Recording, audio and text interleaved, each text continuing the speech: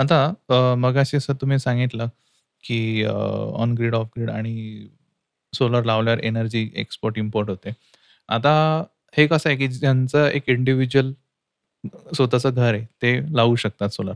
पण जेव्हा in case of society, building जिथं लिमिटेड स्पेस असते, मग त्यांना जर इच्छा असेल सोलर बसवायची किंवा आपण समजू, की 10 मजली बिल्डिंग आहे. तर 10 पैकी 4च लोकांना सोलर बसवायचे आहेत. तर मग त्या केसमध्ये कसं होणार? किंवा जास्त लोकांना बसवायचे असेल, काही लोकांना बसवायचे नसतील, तर त्या केसमध्ये काय सोल्युशन असतं? सर, ही ॲक्चुअली खूप मोठी समस्या होती आपल्या देशाची आणि पूर्ण वर्ल्डमध्ये. तर याच्यावरती आत्ताच Maharashtra is the first state की त्यांनी एक मोठा निर्णय घेतलेला आहे. आपलं पहिलं राज्य आहे या दृष्टीने पाऊल टाकणारं. याच्यामध्ये आता 3 गोष्टी आहे, की त्यांनी व्हर्चुअल नेट मीटरिंग चालू केलेलं आहे. त्यानंतर त्यांनी ग्रुप नेट मीटरिंगची पॉलिसीला त्यांनी मान्यता दिलेली आहे आणि ओपन ॲक्सेस. त्या तिघांबद्दल मी तुम्हाला सांगतो. ओपन ॲक्सेस म्हणजे कसं आहे, की तुमची एक फॅक्टरी आहे. तिथं जवळपास तुम्हाला 1 मेगावॅटची रिक्वायरमेंट आहे. पण तुम्हाला ते सगळं करायचं नाही, की तुम्हाला रूफवर सोलर लावणं, ते क्लीन करणं वगैरे हे ते. त्या सगळ्या गोष्टी तुम्हाला नकोय. मग आमच्यासारखा एक इंटिग्रेटर तुमच्याकडे येणार. दुसरा एक व्यक्ती शोधणार, की जो 10 मेगावॅटचं ज्याच्याकडे लँड आहे, जो इन्व्हेस्टमेंटही करू शकतो. त्याच्या फार्ममध्ये, त्याच्या लँडमध्ये आपण 10 मेगावॅटचा सोलर पार्क उभा करणार आणि त्याच्यातली 1 मेगावॅटची जी एनर्जी आहे, ती आपण तुम्हाला देणार. आणि त्याच्यामध्ये जर एम-एस-सी-डी-सी-एल तुमचा जो आत्ताचा इलेक्ट्रिसिटी रेट आहे, त्यापेक्षा स्वस्त दरामध्ये तुम्हाला ती इलेक्ट्रिसिटी मिळू शकते.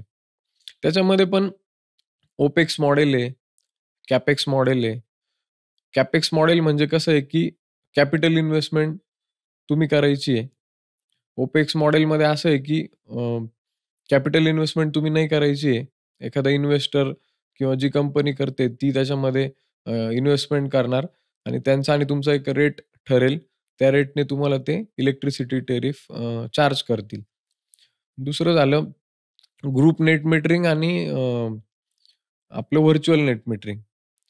म्हणजे आता सपोज आपण एक एक्झाम्पल घेतलं, की तुम्ही ज्या बिल्डिंगमध्ये राहता, एक मोठा प्रोजेक्ट आहे. जवळपास तिथं अ, 900 लोकं राहतात. 900 फ्लॅट्स आहे आणि 900 फ्लॅट्समध्ये जवळपास प्रत्येकाची रिक्वायरमेंट 3 किलोवॅटची आपण एक पकडू शकतो.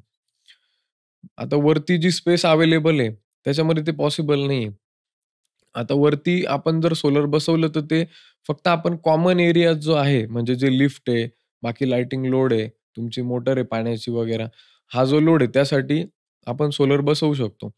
पण आता वैयक्तिक प्रत्येकाला जर बसवायचं असेल, तर दॅट इज नॉट फिजिबल. कारण टॉल बिल्डिंग आहे, सपोज 12 मजली, 14 मजल्याची बिल्डिंग आहे. तिथे एन नंबर ऑफ फ्लॅट्स आहे. आणि एवढ्यांचे सोलर पॅनल ते प्रॅक्टिकली पॉसिबल नाही तिथं. तर याच्यासाठी व्हर्चुअल नेट मीटरिंग ही कन्सेप्ट आलेली आहे.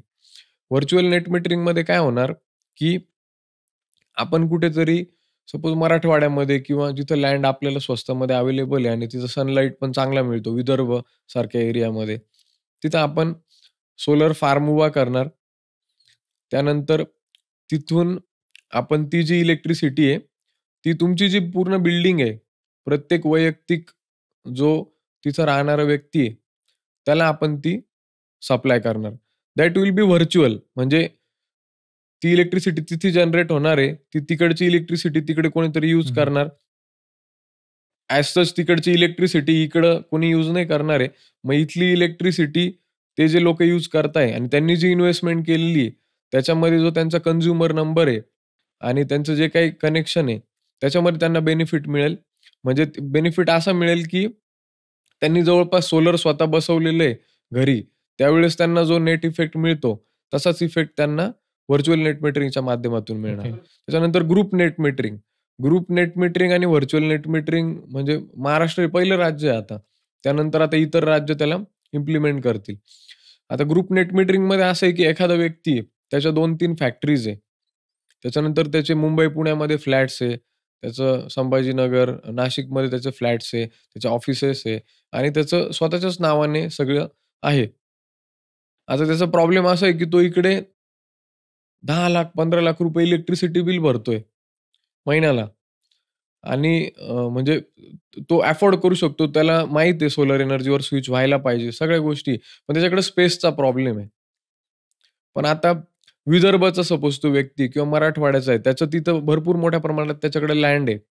मग आपण काय करणार, की त्याच्या लँडमध्ये आपण सोलर इन्स्टॉल करणार. त्याची जेवढी डिमांड आहे, त्याचं जेवढं एनर्जी युजेस आहे आणि त्याचा इफेक्ट त्याला संभाजीनगर, नाशिक, मुंबई, पुणे या ठिकाणी त्याला मिळेल.